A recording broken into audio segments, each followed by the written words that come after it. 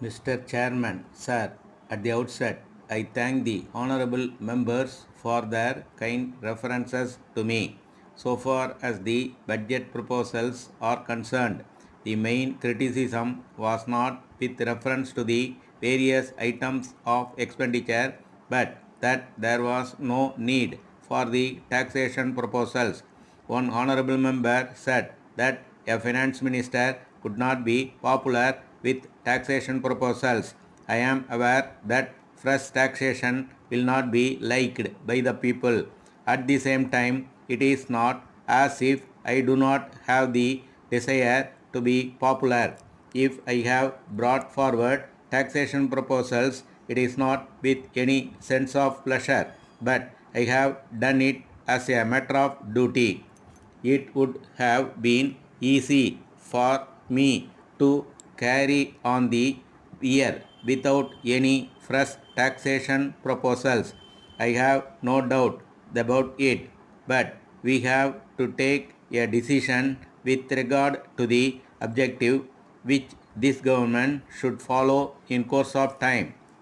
If we have to implement the 5-year plan, it is necessary for us to increase the resources. It may be asked whether it is necessary to implement the plan. In this connection, we should remember that there are a large number of people who are starving in this country. I have no doubt that they have been longing for a long time that their condition should improve.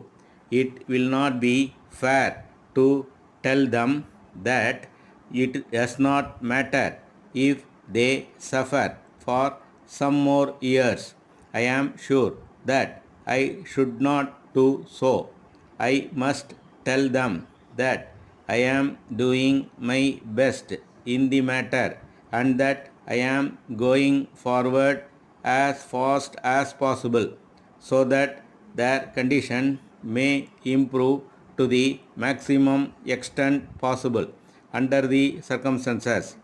When we come to the conclusion that the government must do their best to raise the standard of living of our people, it is necessary for them to raise revenues as much as possible from those who can afford to pay them. That is why I have come forward with these taxation proposals with a view to seeing that we are in a better position to implement the plan which may raise the standard of living of the people to a great extent. So far as the taxation proposals are concerned, it was pointed out by some honorable members that though resources were necessary to implement the schemes, we should find ways and means to reduce expenditure.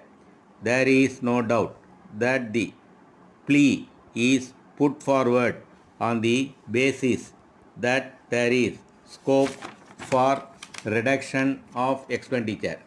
I have examined this question and I have found that it can be done by cutting down salaries or by retrenchment of personnel.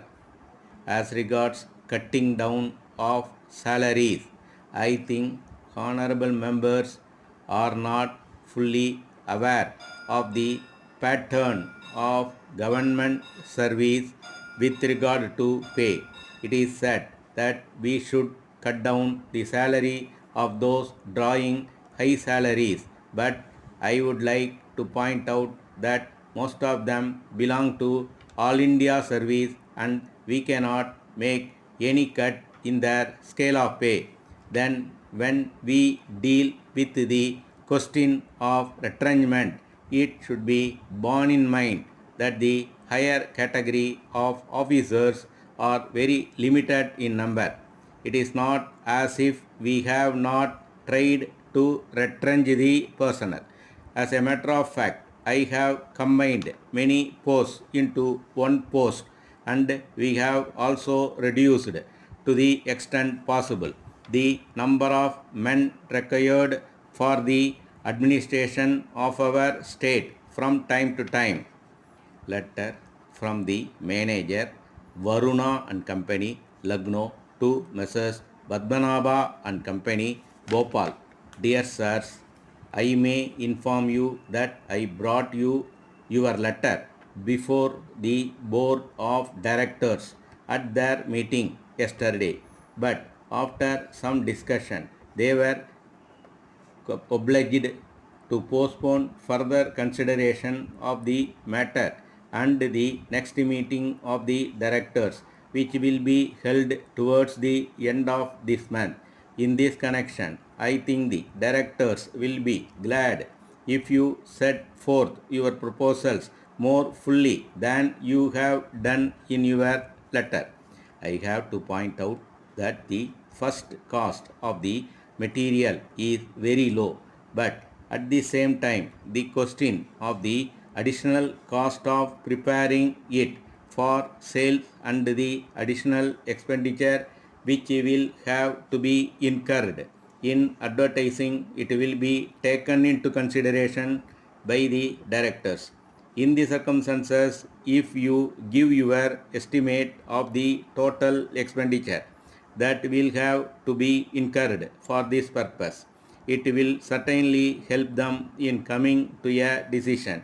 If you make an appointment for some day next week, I shall be glad to see you, and it is possible that I may be able to give you some further particulars in regard to the matter.